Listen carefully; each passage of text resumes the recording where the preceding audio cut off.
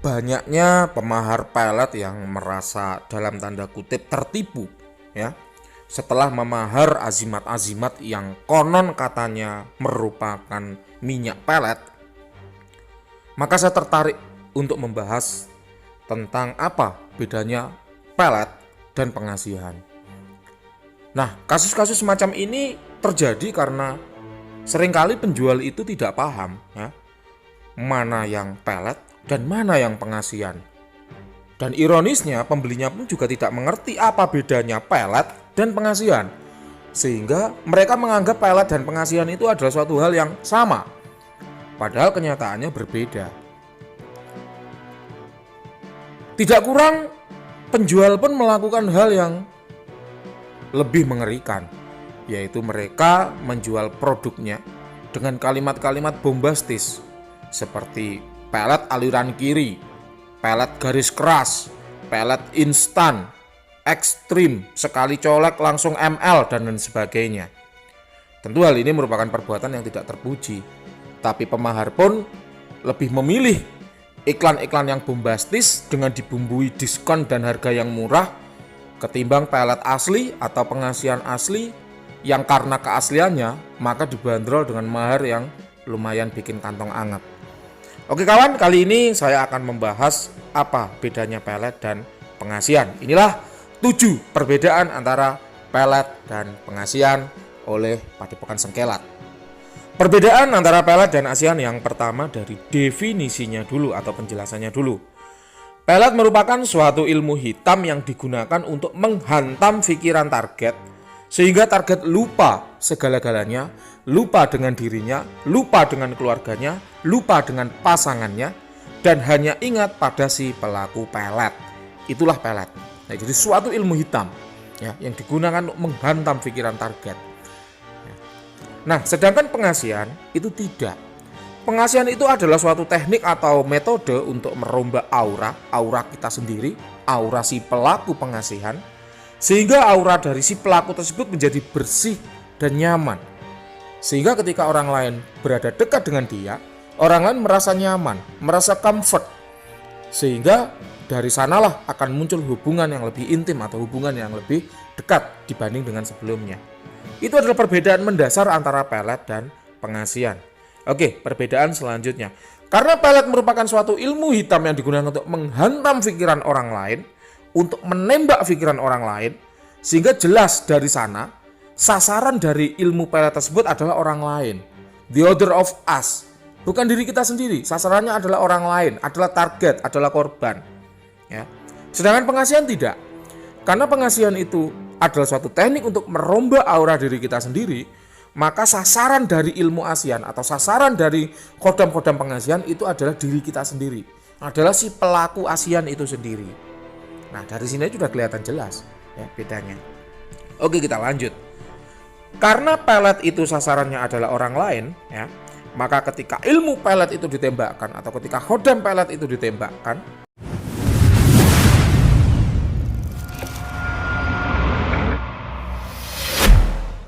ya, maka akan terjadi pertempuran antara khodam dari ilmu pelet dengan target yang menjadi korban pelet, ya, dengan korban yang menjadi target pelet. Ya. Walaupun orangnya itu awam, ya, manusia itu didesain sebagai makhluk yang paling sempurna, memiliki pertahanan alami yang namanya aura. Ya. Aura itu adalah selubung tipis energi ya, selubung tipis energi yang menyelimuti tubuh manusia. Itu alami, itu ada di setiap manusia. Bedanya adalah ketika manusia itu tidak rutin olah energi, maka auranya tipis. Sedangkan kalau manusia itu rutin olah energi, maka auranya akan tebal. Semacam itu. Jadi jelas akan ada pertempuran apabila pelet itu ditembakkan ke suatu target. Nah, karena ada pertempuran inilah ya, maka pelet relatif lebih sulit dilakukan dibanding dengan pengasihan. Oleh karena itu, persentase atau peluang dari pelet itu lebih kecil dibanding dengan pengasihan. Nah, inilah yang menyebabkan azimat-azimat pengasihan yang dijual ya dengan bandrol pelet itu seringkali gagal. Sehingga kemudian orang koar-koar di media sosial bahwa peletnya tidak bekerja dan sebagainya. Ya karena itu tadi, pelet itu lebih sulit dilakukan dibanding dengan pengasihan. Karena ada pertempuran. Nah ini, orang yang tidak paham ya, akan memiliki angan-angan yang tinggi terhadap minyak pelet. Ya. Padahal tanpa tahu mekanismenya, ya, dia akan kehilangan kesabaran dan kehilangan metode terbaik dalam melakukan pelet tersebut. Nah ini. Nah kemudian karena pelet tadi ditembakkan kepada orang lain, maka apabila target dari pelet tersebut jauh dari agama, akan lebih mudah dipelet. Ya. Sedangkan apabila targetnya itu sangat dekat dengan agama, rutin ibadah, bagus ibadah, kuat ibadah, maka dipelet itu lebih susah. Ya, itulah kenapa yang namanya agama itu menunjukkan ke jalan yang benar. Ya karena itu tadi, orang-orang yang rutin beribadah dekat dengan agama, ya, maka energi tubuhnya itu akan bagus. Ketika energi tubuhnya bagus, auranya akan kuat. Ketika auranya kuat, dipelet semakin susah. Itulah kenapa kami di Padepokan Sengkelat tidak lelah-lelah, tidak capek-capek, tidak bosan-bosan mengingatkan dan mengajak teman-teman semua untuk mari kita mendekat kepada agama, mari kita mendekat pada ibadah, mari ya ibadah itu kita jalankan dengan baik. Ya. Agar apa? Agar ketika kita terkena hal-hal yang bersifat gaib, itu kita bisa terhindar, kita bisa selamat. Seperti itu, ya. Oke, kita kembali ke ASEAN. Karena ASEAN tadi itu adalah suatu teknik untuk merombak aura diri kita sendiri, maka sasarannya adalah diri kita sendiri. Oleh karena itu tidak ada pertempuran ya ketika melakukan suatu teknik pengasihan, ya. Nah, sehingga pengasihan itu lebih mudah dilakukan. Pengasihan itu lebih seperti membuat diri kita seperti magnet yang menarik orang-orang lain untuk mendekat. Itu ASEAN. Ya, sehingga random, acak, ya, acak siapa yang mendekat itu acak. Sedangkan kalau pelet itu lebih seperti shoot, seperti kita menembakkan peluru kepada target. Sehingga lebih sulit, tapi targetnya spesifik satu orang, semacam itu, ya. Nah, karena ASEAN itu merombak aura, ya, maka agama apapun yang dia miliki, ibadahnya bagaimanapun itu tidak ada pengaruhnya terhadap aura ASEAN ini, ya. Mohon maaf ya, kita kan punya 5 agama yang diakui ya di Indonesia.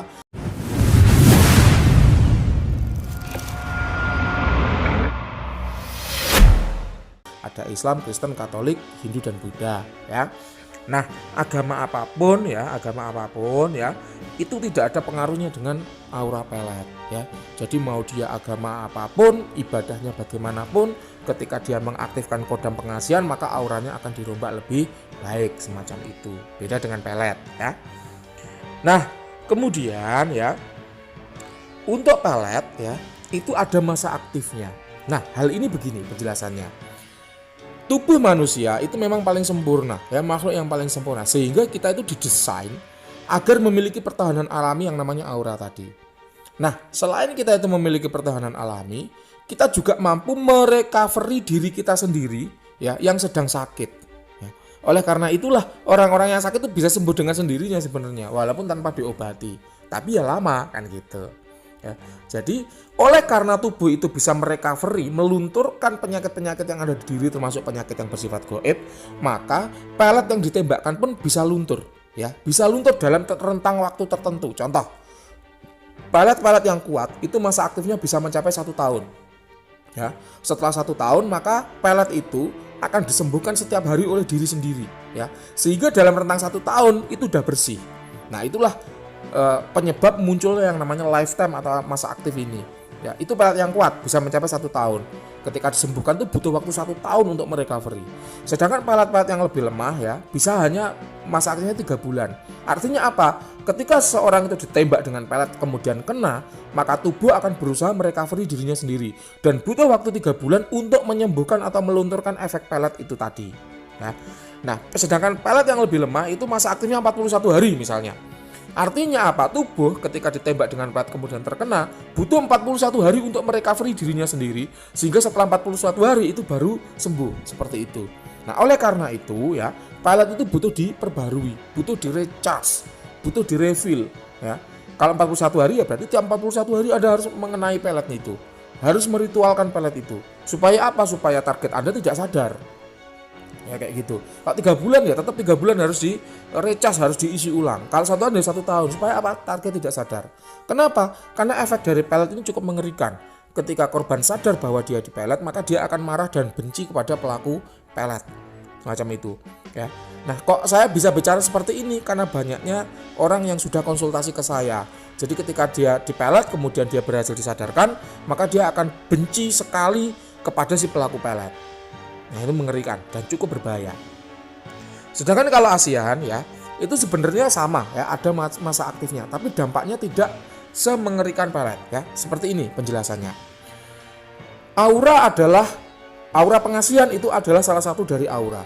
Aura sendiri merupakan vibrasi dari energi yang menimbulkan warna. Energi di tubuh itu selalu berubah-ubah, ya, bersifat dinamis.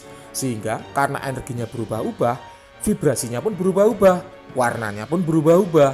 Sehingga aura pengasihannya pun akan berubah-ubah. Ya, mungkin hari ini akan kuat pengasihan hingga seminggu, kemudian seminggu kemudian akan kuat aura proteksinya, seminggu kemudian akan kuat aura kerejekiannya, seminggu kemudian akan kuat aura hokinya dan sebagainya. Hal itu terus berganti-ganti semacam itu, tergantung dari amalan dan ilmu apa yang kita miliki semacam itu, ya. Nah, oleh karena itu, ya, ASEAN pun juga punya lifetime, juga punya masa aktif. Artinya apa? Ketika aura pengasihan itu berubah, maka bukan pengasihan lagi aura yang paling dominan, sehingga orang lain yang biasanya respect, biasanya nyaman, biasanya dekat akan merasa kurang dekat, akan merasa kurang nyaman bersama kita.